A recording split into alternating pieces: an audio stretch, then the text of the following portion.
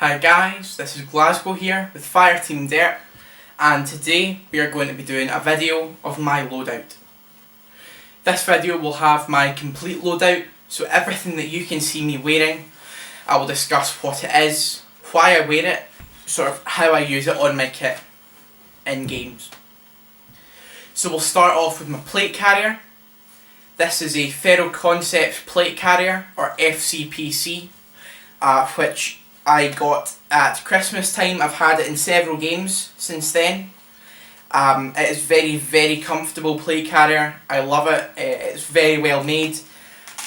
Feral Concepts are a Canadian company who supply a lot to Canadian Special Forces units. I actually purchased this rig from Dave over at Maple Leaf Tactical. I bought it second hand from him. And I got this, as I said, at Christmas. So the base FCPC is in size large, SAPI size large, and is in multicam. And I am running this with a TYR Tactical cummerbund, which has the TYR Tactical straps over the side, just so it sits more flush and in multicam rather than in the sort of coyote brown colour that the cummerbund is without the panels on it. The front panel of the FCPC is interchangeable, and I own three, two of which I use regularly and one's a backup. So the one, you can't really see it particularly well because of this triple M4 mag pouch, but the front panel which I'm running in this setup is the kangaroo front panel with the triple M4 soft insert. Which attaches to the velcro of both sides and allows you to have 3 M4 magazines with retention tabs. This front triple M4 pouch that I'm wearing here is the Warrior Assault Systems triple M4 pouch, which holds 3 more of these Beta Project Green Label E-mags. These are 75 round mid caps, and I have 10 of these on my person between my rig, belt kit, and one obviously in the breech of my gun. Next, the weapon sling which I'm wearing is also Feral Concepts. It is the Feral Concepts lightweight weapon sling. It is a 1-point sling, which I have the two sort of straps of it routed through the shoulder pads of my plate carrier and taped on to the drag handle at the back of the plate carrier. It is also safety pinned, and the safety pin is then taped so that it sits at exactly the right length for my rifle. The reason I have it set to the centre rather than off to one side is because it means that when I have my rifle up, I can shoot off either my left or my right shoulder, depending on if there is a building or a block in my way of shooting at the enemy.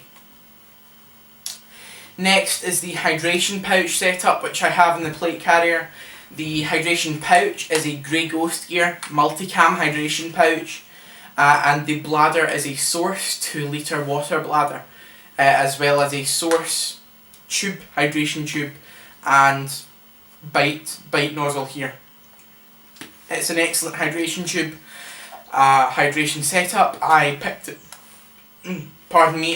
up the hydration setup from Tactical Kit, who seem to take all my money because I buy everything off them, and was about £38 between the hydration pouch itself and the water bladder. Sorry, I'm drinking, by the way. My throat's a bit dry and it's absolutely roasting in here, so gotta keep myself well hydrated for talking. Next is my first line of belt kit. The base belt for this is a Tactical Tailor belt. I'll do a wee sort of spin around.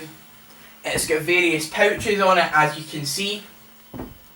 So starting right and going left here, we have a Fly 1911 magazine pouch, which holds my TM 1911 MEU style mag. Next we have the Warrior Assault Systems smoke grenade pouch, which I use for pyros, and a BFG will stay in there when I get a BFG. Next up is my Warrior Assault Systems pistol lanyard connected to my TM 1911. And here is the Tactical Tailor Fight Light dump pouch. Now, I really like Tactical Tailor stuff personally. I purchased this also off Dave over at Maple Leaf Tactical several months ago when I needed a new dump pouch to fit in with the belt kit and a lot of new kit that I bought back in, that would have been September, October time.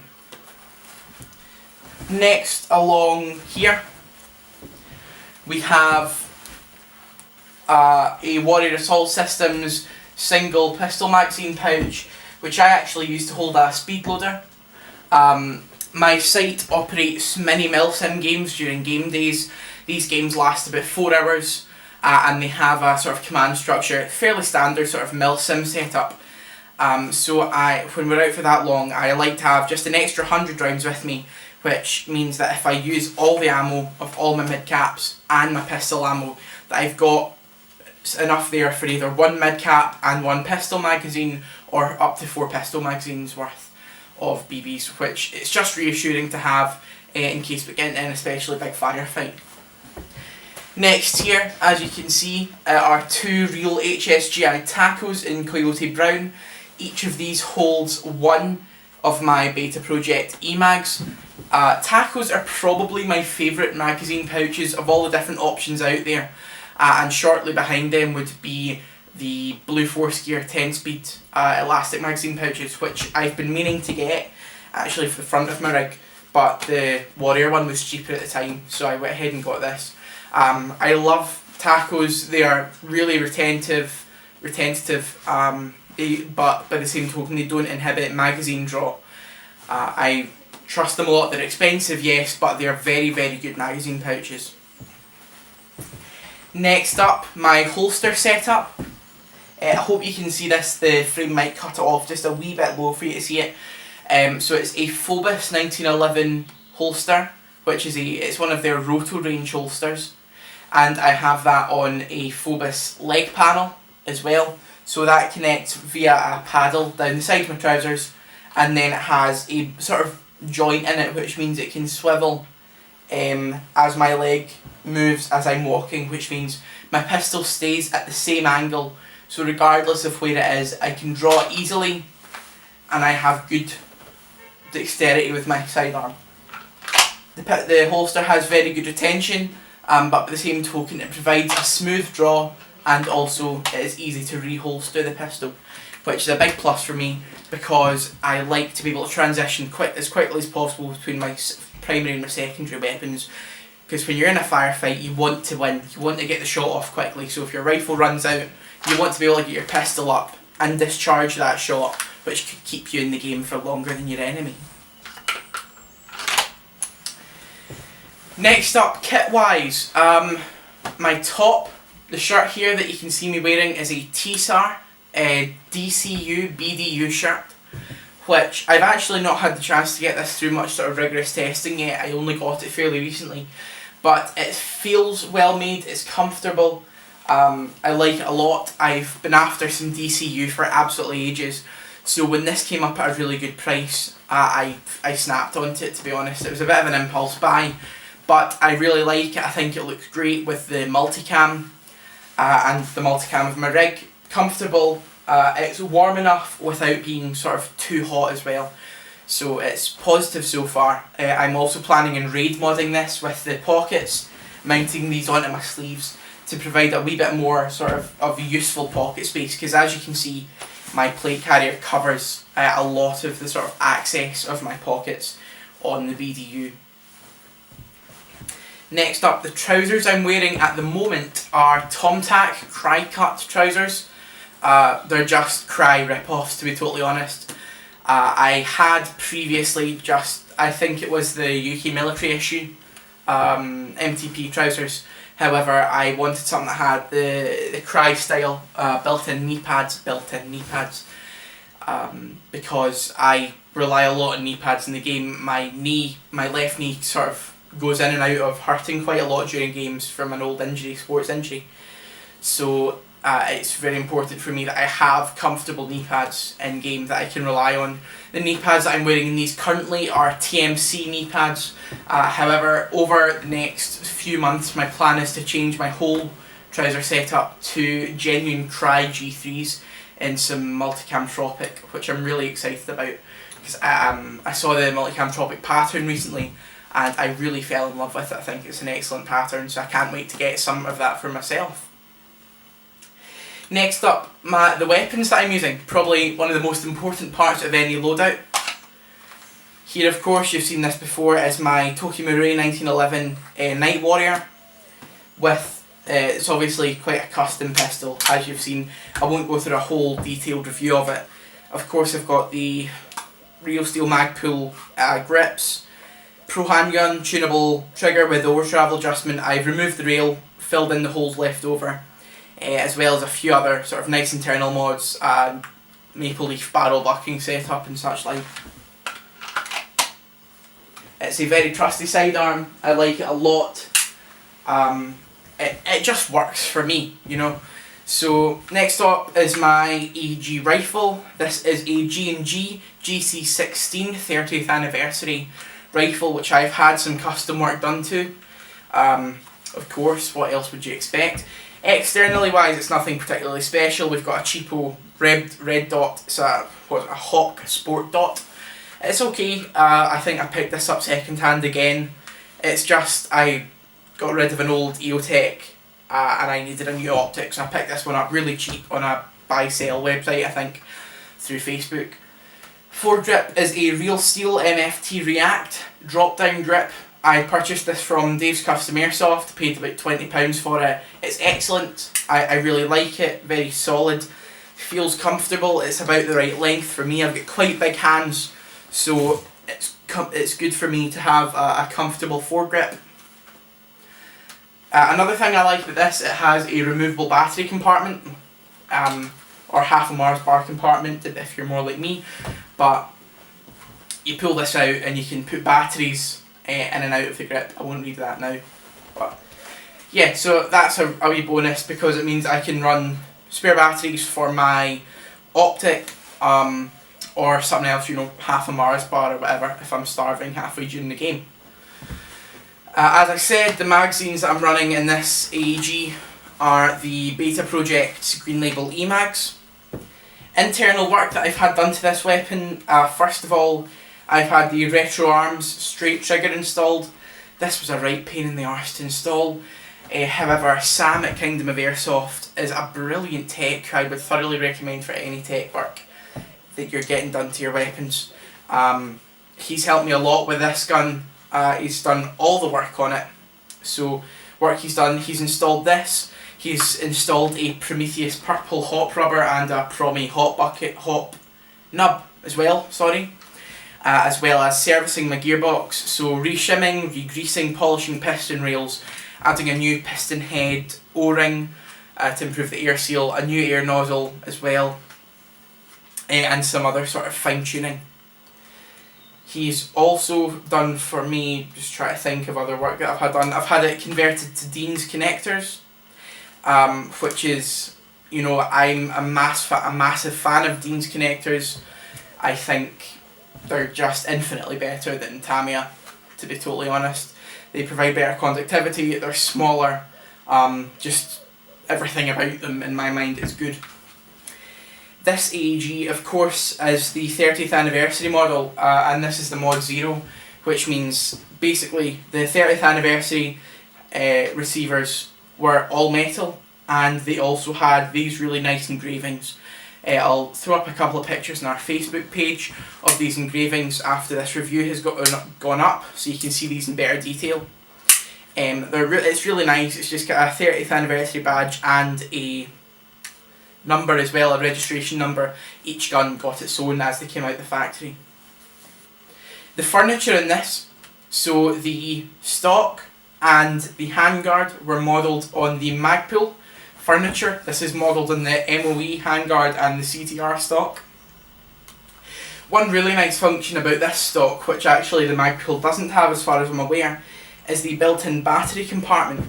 As you can see, this little button here push this out, and you can flick out this part of the stock, and that can hold up to 2 CR123A batteries, which are fairly standard batteries in airsoft for torches, optics, and such like. That's a really nice touch to my mind from G&G, and it's just, you know, a testament to what I think G&G can do. I really like their guns, and certainly the experience that I've had with this is very, very positive.